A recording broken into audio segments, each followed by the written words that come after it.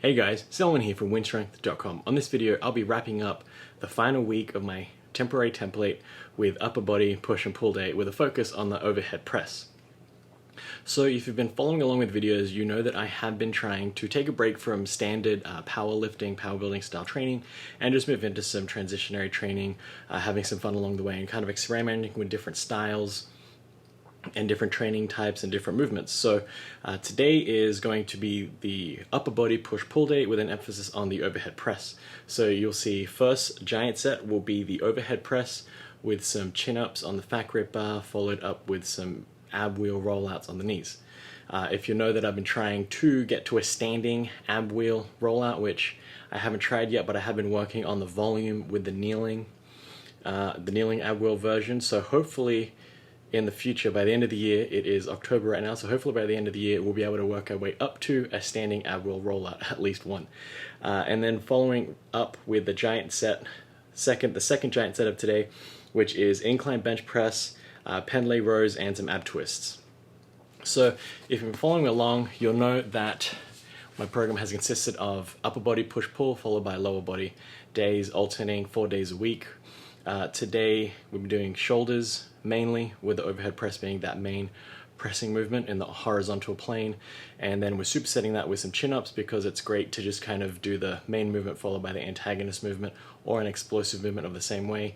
I don't have something that I can throw up in the air overhead, so we opted for the antagonist muscle movement there as the second set, and then just wrapping up with some ab movements, because over this new course of training I have come to realize that direct ab movements play a big role in help strengthening the rest of the body. Obviously, some of you might already know this, but it is kind of a light switch going off in my head where it's like, oh, this is what all that does. Basically, you're linking two strong tail ends, the upper body and lower body, with a strong core. That way you're able to link the two together and you don't lose any power in this midsection if it is very weak. So I thought today went really well. There was a bit of an iffy moment there. We bumped it up to from 175 to 180, not as big of a jump as last week, but we did get more sets in at 180. So overall tonnage should be slightly increased over last week, but we did experience a slightly lower RPE and what I think is a better technical expression of the overhead press. So it almost ended up being a blackout set, because halfway through, I'll play the video now, there is a blackout moment there. I'm able to just get one rep out, and that kind of triggered how I should be executing the lift. So a couple of pointers I could throw out there is what helped today was really flexing the glutes and the entire lower body, making sure that it really flexed up and you really wanted to push that hip forward to stop the butt from shifting back. So what happens is, if that's your torso, imagine when it gets really heavy, you start to get this arch in your back, which I think causes a lot of issues. It's just a strength leak out of the body.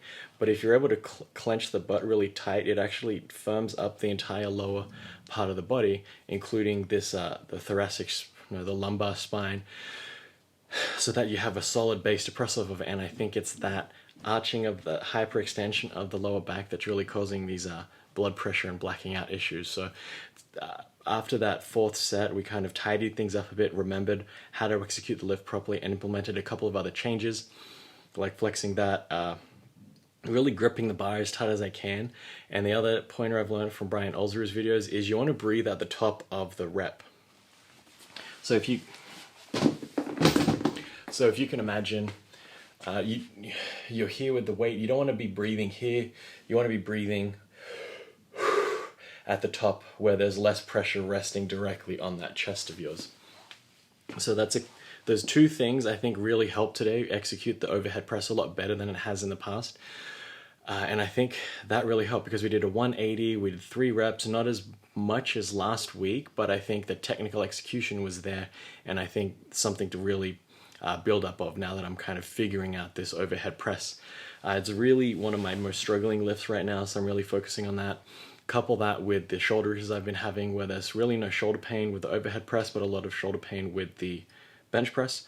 So we've kind of dropped the bench press out for the last couple of weeks, and we're playing around with a couple of different variants, and something as small as changing the angle has really helped me mitigate some of that shoulder pain. So today with the incline bench press, we did 205 for sets of 8, and no issues whatsoever in the bicep or the shoulder where that pain manifests. So I think that's something to look at too with your own training. If you are experiencing pain in literally any part of the body, try and figure out movements that'll help train that same muscle group that you want, but not aggravate the injury. Obviously, don't stop training, just think of ways to train around the injury. And I think that's how you can keep the body moving, keep the body in motion, and let it heal and repair itself along the way. Obviously, your circumstances will vary depending on the severity of the injury, so on and so forth, but obviously insert some common sense, but err on the side of movement rather than the side of non-movement. I think that's a great way to think about injuries in general. So that about wraps it up for this training block, this experimental training block. A couple of things to work on. I don't think this training cycle that I've developed is that optimal, just because it did drive a lot of fatigue towards the end of it. Possibly I need to introduce a deload session. The training sessions kind of expanded out in time as they went on and the sets got heavier, which is something I need to address so that workouts don't take 2 hours. We want to think of workouts taking under an hour and a half, possibly an hour and 15 minutes from getting in and getting out. We don't want to be spending 2 hours a day at the gym if we don't have to, and if you don't want to. Obviously, if you want to, go for it. Spend 5 hours in the gym for all you want to do it. This is your life. So a couple of things to keep in mind there.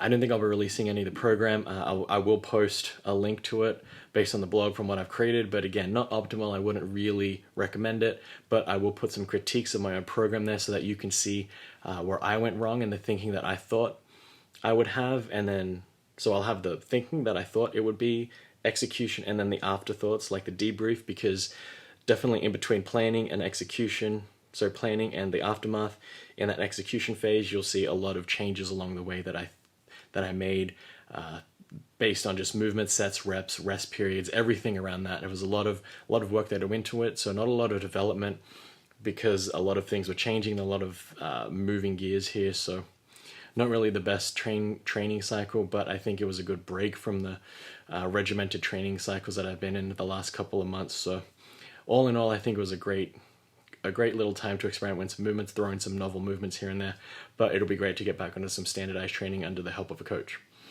So that's it for today. Thank you for watching. Please like and subscribe if you want to see more of these videos. Let me know in the comments below if you would like to see certain topics covered, or if you have any questions about my training or my thoughts on certain styles of training. This has been Selon from WynnStrength, and remember, a better life through strength.